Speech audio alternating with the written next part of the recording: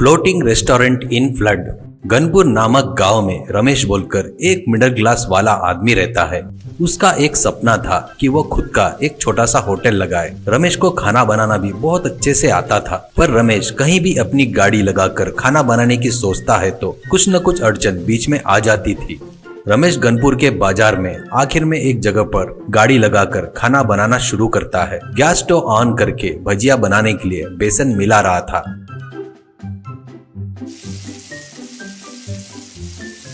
इतने में बाजू के मिठाई के दुकान वाला व्यापारी चांदलाल रमेश के पास आता है।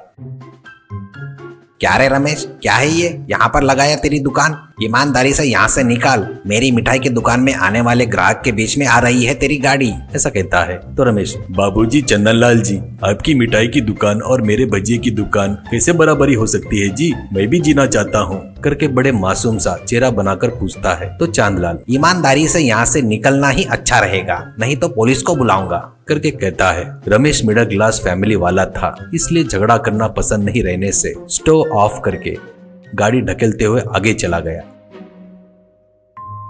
रोड के बहुत आखिर में एक पेड़ के पास गाड़ी रोकता है और वो अपने मन में सोचता है, यहाँ पर ज्यादा लोगों का आना जाना नहीं है तो क्या हुआ, मैं जो बना रहा हूँ मेरे भजिए की खुशबू से लोग अपने आप आएंगे करके सोचता है। भगवान आप ही रास्ता दिखाओ, कृपा करो करके हाथ जोड़ता है। तेल गर्म हो गया था, बस भजिया डालने ही वाला था तो फिर से एक व्यापारी चमकलाल वहां पर आता है।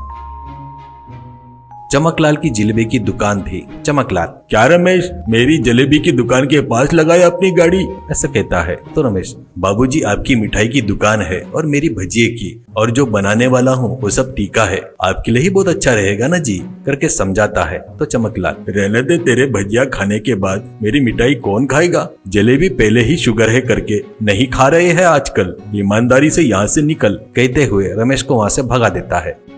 रमेश गाड़ी ढकेलते हुए बहुत दुखी होते हुए गांव के आखिरी में जाता है। गांव के आखिरी में एक तालाब दिखता है। वो तालाब थोड़ा खराब रहता है। रमेश अपने मन में, हे भगवान, मैं कैसे जीऊं, मुझे कोई रास्ता दिखाओ भगवान करके सोचता है। इतने में रमेश को एक आइडिया आता है। रमेश अपने मन में, शाम को यहाँ पर बच्चे, बूढ़े, जोड़ियां सभी आते हैं, मैं यहाँ से अपने होटल की शुरुआत करता हूँ करके सोचता है।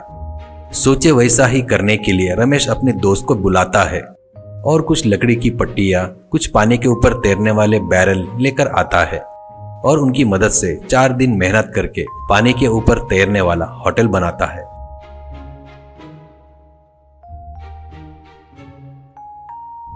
वहां पर आए हुए लोग में से कुछ लोग, क्या हुआ रमेश को, पगला गया शायद, इस कीचड़ वाले पानी में होटल बना रहा है। और एक औरत, छी छी, इस कीचड़ में होटल लगा रहा है, यहाँ पर कुछ खाना नहीं चाहिए। ऐसे 4 लोग 4 तरह से बात कर रहे थे, पर रमेश लेकिन अपनी हिम्मत नहीं हारता और खाने के आइटम बनाना शुरू करता है। कुछ दिनों बाद एक मछुआरा रमेश के होटल में आता है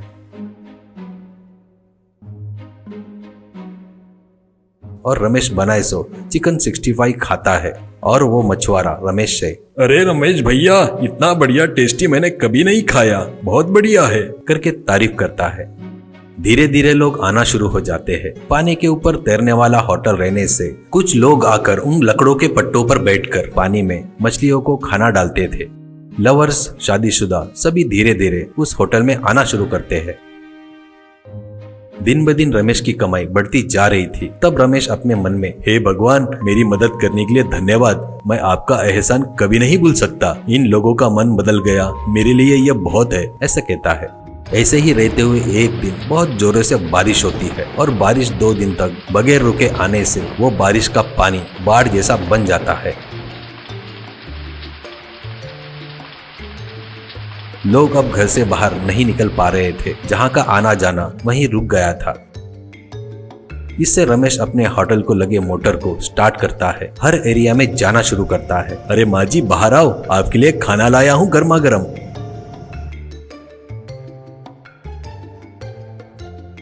ऐसे पहचान वालों को बगैर पहचान वाले लोगों की मदद करना शुरू करता है।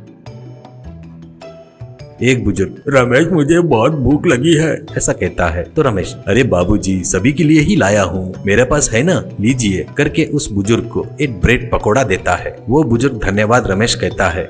ऐसे रमेश बहुत लोगों को देता है। छोटे बच्चे को, औरतों को बगैर मांगे ही खाने के पैकेट दे रहा था। हफ्ते भर बाद सब ठीक हो गया। रमेश पहले जैसा ही उस गांव के तालाब के पास अपना व्यापार कर रहा था।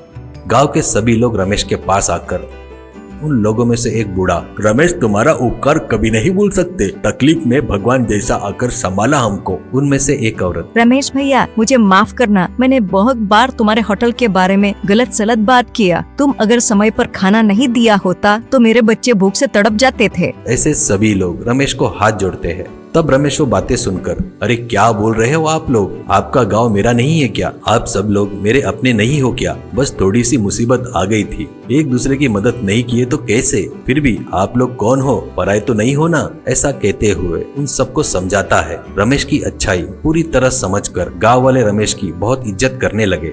उस दिन से पानी के ऊपर तैरने वाला रमेश का होटल और भी फेमस हो जाता है।